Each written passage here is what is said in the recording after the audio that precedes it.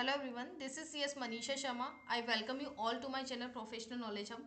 एक क्वेश्चन मेरे माइंड में था रिलेटेड टू द CIRP कि अगर प्रोमोटर्स जो होते हैं सीडी के, अगर सीडी ने MSME सर्टिफिकेट जो है वो आफ्टर एडमिशन ऑब्टेन किया है तो क्या प्रोमोटर्स एंटाइटल्ड है सेक्शन 240A में बेनिफिट लेने के लिए, रेजोल्यूशन प्लान सबमिट करने के लिए। तो क्वेश्चन मेरे माइंड में था। तो आज जैसे हमें पता है कि जब मैं इसका थोड़ा सा ब्रीफ आपको दे देती हूँ कि सेक्शन 240A में क्या होता है कि वैसे जो रेजोल्यूशन प्लान है, नॉर्मल केस में क्या होता है कि रेजोल्यूशन प्लान जो है वो प्रोमोटर्स नहीं दे सकते। ठीक है, प्रोमोटर्स आर नॉट एंटाइटल। लेकिन सेक्शन 240A ये बोलता है कि अगर आपकी जो CD है, कॉर्पोरेट डेटा जो है वो अगर MSME है, MSME रजिस्टर्ड है, तो उस केस में प्रोमोटर्स अंडर सेक्शन 240A जो है एंटाइटल हो जाते हैं कि वो रेजोल्यूशन प्लान दे सकते हैं।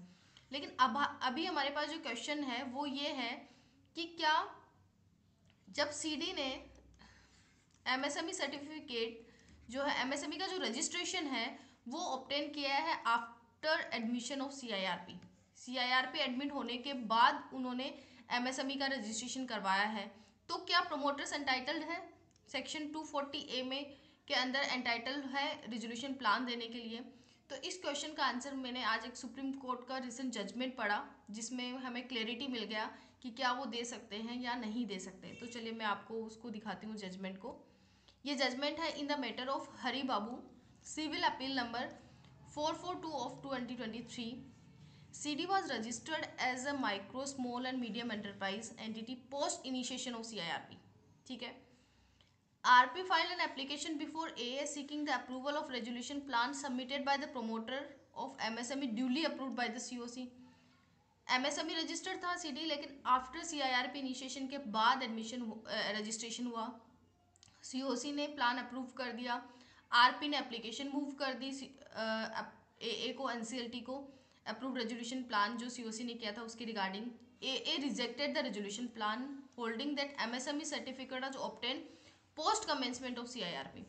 NCLT ने उसको रिजेक्ट कर दिया बेंच ने कि जो सर्टिफिकेट जो ऑब्टेन हुआ है, जो MSME का जो रजिस्ट्रेशन हुआ है वो पोस्ट कमेंसमेंट ऑफ CIRP, इसीलिए वो रेजोल्यूशन प्लान के एप्लीकेशन को रिजेक्ट कर दिया।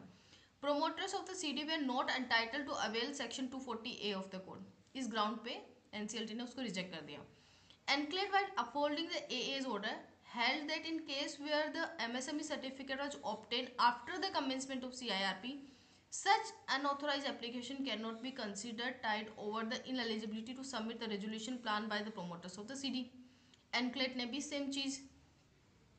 RP file an appeal before the Supreme Court challenging the order of NCLAT. RP ने फिर एनक्लेट के ऑर्डर को चैलेंज किया एंड अपील फाइल की सुप्रीम कोर्ट में।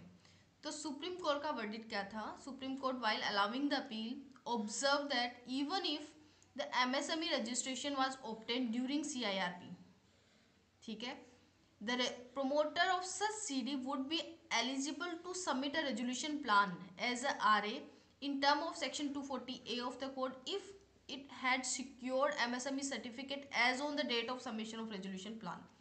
Thus, the promoter of CD was not disqualified from presenting the resolution plan under section 29A of the code.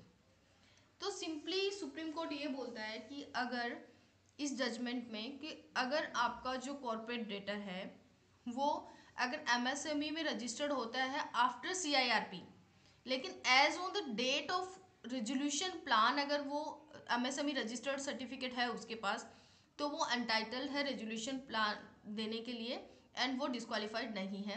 तो इस question का आंसर हमें इस जजमेंट से मिल गया। Thank you. इस तरीके से ही और आपको अगर जजमेंट चाहिए तो for that you have to subscribe my channel professional knowledge hub. Thank you.